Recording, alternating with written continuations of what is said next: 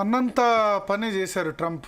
అంటే ఒక విధంగా పిచ్చి పట్టినలాగా వ్యవహరిస్తున్నారు. ఎందుకంటే నేనేం చెప్తానంటే, ఇప్పుడు అమెరికాకు ప్రధాన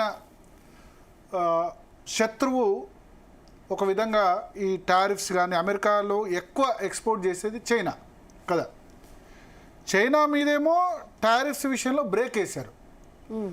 మన మీదేమో ఆరోపణ, మనం రష్యన్ ఆయిల్ కొనుగోలు చేస్తున్నాం, రష్యా నుంచి మనం ముడి చమురు కొనుగోలు చేస్తున్నాం అన్నది ఆయన ప్రధాన ఆరోపణ. దానివల్ల రష్యాకు డబ్బులు వస్తున్నాయి, ఆ డబ్బుల్ని రష్యా ఉక్రెయిన్ యుద్ధంలో ఖర్చు పెడుతుంది కదా. మరి రష్యా నుంచి మనకంటే ఎక్కువ ఆయిల్ చైనా ఉంటుంది కదా, వాళ్ళ మీదేమో టారిఫ్ను పాజ్లో పెట్టేశారు, ఆపేశారు, మననేమో కొనొద్దంటున్నారు. ఇప్పుడు ప్రపంచంలో క్రూడ్ ఆయిల్ని అత్యంత ఎక్కువగా దిగుమతి చేసుకునేవి భారత్, చైనా. ఇక్కడ మన జనాభా ఎక్కువ, మన దగ్గర ప్రొడక్షన్ తక్కువ, అంటే మన దగ్గర ముడి చమురు నిల్వలు లేవు, కొన్ని బ్లాక్స్ మాత్రమే. మన కృష్ణా గోదావరి బేసిన్ ఏదైతుందో కాకినాడ తీరంలో అక్కడ పాషర్లపూడి అవన్నీ జరిగాయి కదా, కొన్ని ముంబైలో, బాంబే హైలో కొన్ని చోట్ల మాత్రమే చమురు నిల్వలు ఉన్నాయి. అదే గల్ఫ్ కంట్రీస్లో చాలా ఎక్కువ ఉన్నాయి.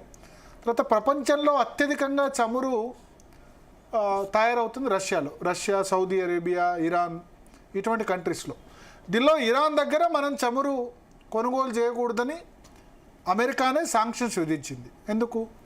ఇరాన్ దగ్గర చమురు కొనుగోలు చేస్తే ఇరాన్కు డబ్బులు వస్తే వాళ్ళు అణుబాంబును తయారు చేస్తారు. ఇరాన్ను పక్కన పెట్టినప్పుడు అప్పుడు రష్యా దగ్గర కొనుగోలు చేసుకోండి అని చెప్పింది అమెరికానే. ఆ మాట ప్రకారమే రష్యాలో మనం కొనుగోలు చేస్తున్నాం. మనం రష్యా దగ్గర క్రూడ్ ఆయిల్ కొనుగోలు చేయడం వల్ల ప్రపంచానికి జరుగుతున్న లాభం ఏంటంటే, క్రూడ్ ఆయిల్ ధరలు పెరగట్లా.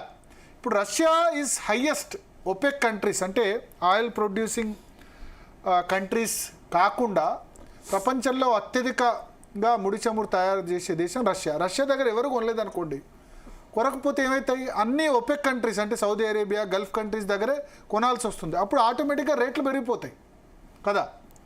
సో క్రూడ్ ఆయిల్ రేట్ ఇప్పుడు 60, ఇంత రష్యా ఉక్రెయిన్ యుద్ధం వచ్చినప్పుడు ఒక దశలో $120 అయింది. కానీ ఇప్పుడు 65 నుంచి $70 బ్రెంట్ క్రూడ్ ఆయిల్ ధర ఉంది. అంటే దానికి కారణం ఏంటంటే, మనం రష్యాలో కొనుగోలు చేయడం వల్ల ధరలు స్టెబిలైజ్డ్గా ఉన్నాయి. ఎందుకంటే మనం వాడుతున్నంత, లేకపోతే చైనా వాడుతున్నంత మిగతా దేశాలకు వాడే అవకాశం ఉండదు. యూరోపియన్ యూనియన్ అంతా కలిసి బహుశా అంత ఉంటుందేమో, ఎందుకంటే మన జనాభా ఎక్కువ, మన అవసరాలు ఎక్కువ, మన వాహనాలు ఎక్కువ, మనకు ఇంధన అవసరాలు ఎక్కువ. బట్ మన ఎనర్జీ సెక్యూరిటీలో మనం 15% మాత్రమే మన ముడి చమురు నిల్వలు మన దేశంలో తయారు చేసుకోగలుగుతాం. మిగతా 80% ఇంపోర్ట్ చేసుకోవాల్సిందే.